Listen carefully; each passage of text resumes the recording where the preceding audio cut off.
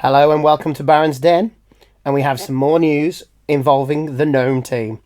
As we spotted on the box, not the box art, in the reveal on the Warhammer community website, there was a player who wasn't featured on the box art, so we had a suspicion that he may have been involved in a different way, not as one of the players' positionals that you get with the team.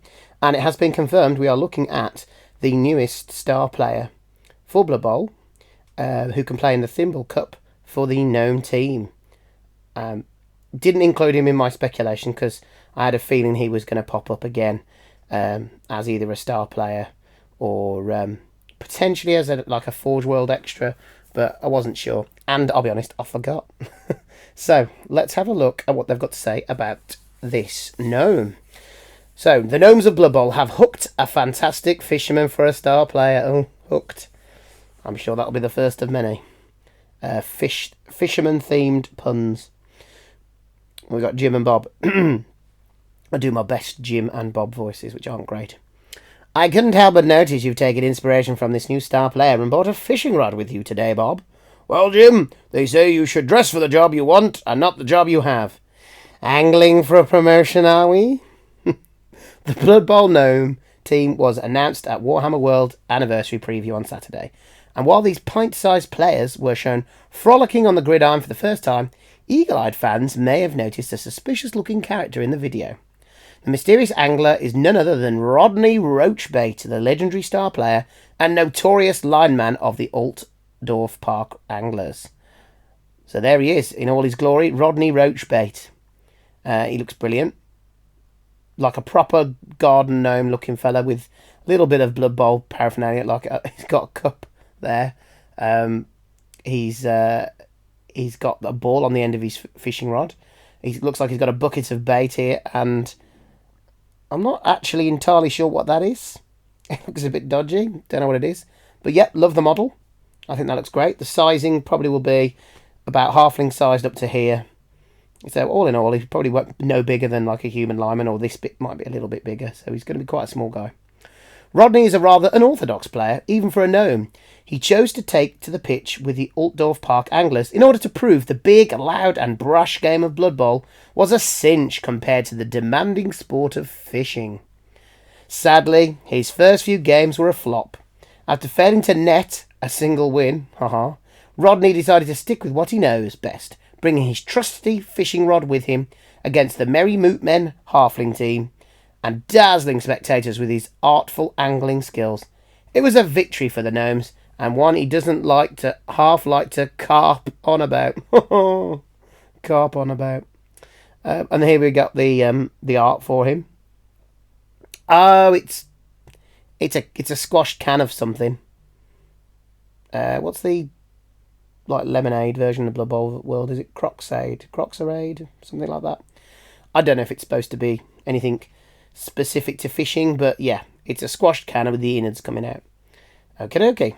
Teams that net Rodney Roachbait can expect him to utilise these fishy tactics in games of Blood Bowl, and once per half, he can use the Catch of the Day ability to yoink an uncontrolled ball to his position, leaving his opponents floundering.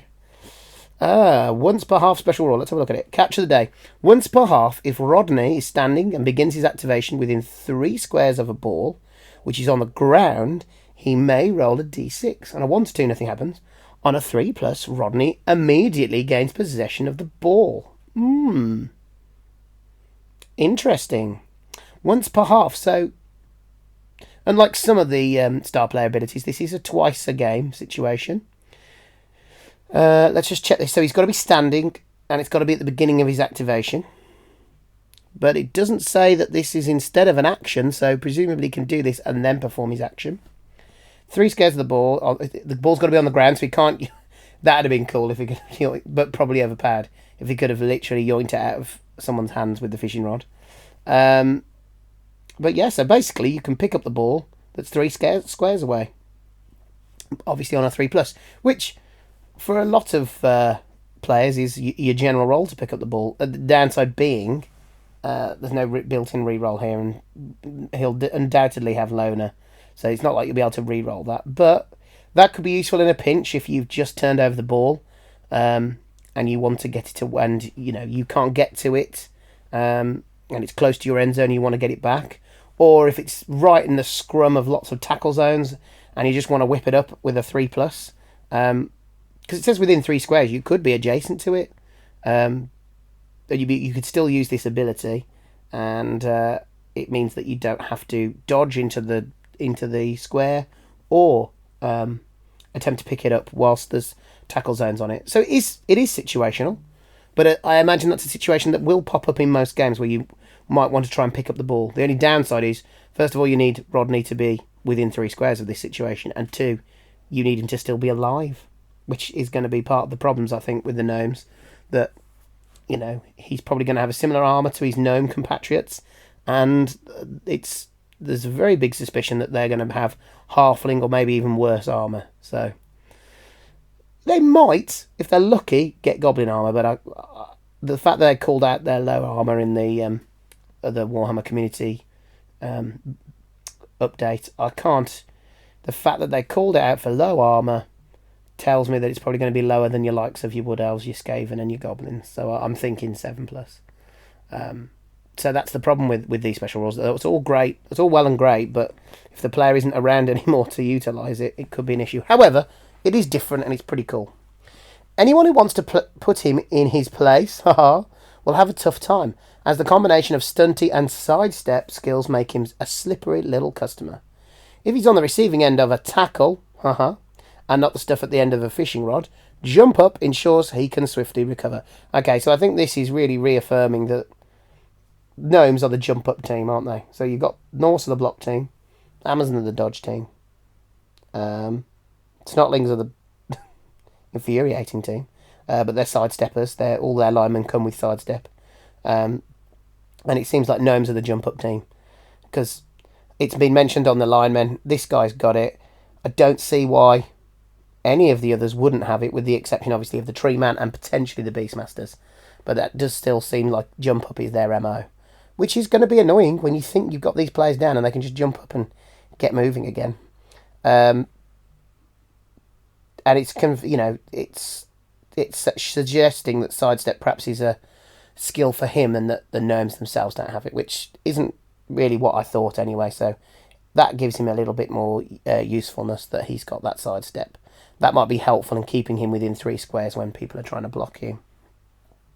Halfling Thinkable Cup teams can snap up Rodney for just 70,000. A real steal given all the offer he offers.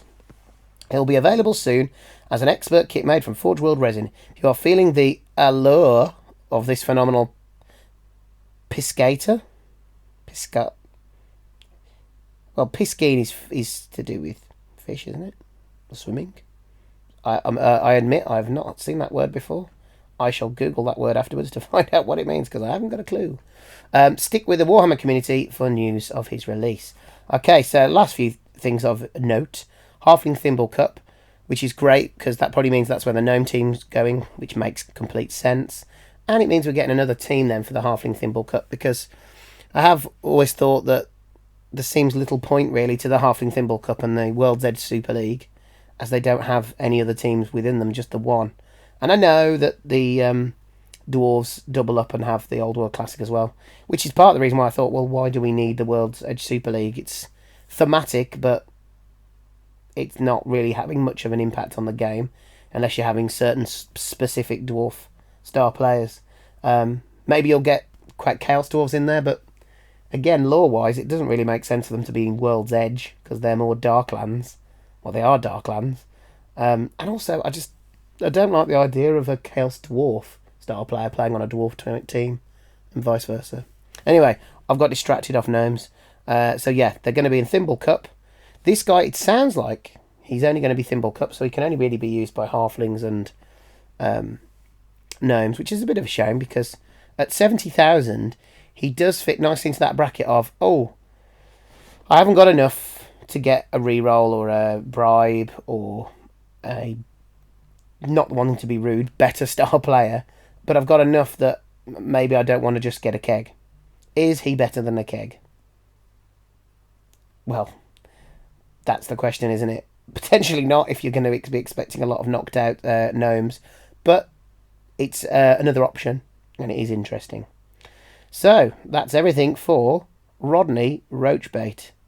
I think he looks brilliant. I'm looking forward to getting him. I will be buying him along with the rest of the gnome team, and getting him on the gridiron and seeing how he gets on alongside his little friends. Very good. Okay. Well, that's all from me. I've had to rush this video after getting home from work and missing the initial buzz when it came out. But it's been really good to get to grips with Rodney and see what he's all about. Okay, well, thank you very much, everyone.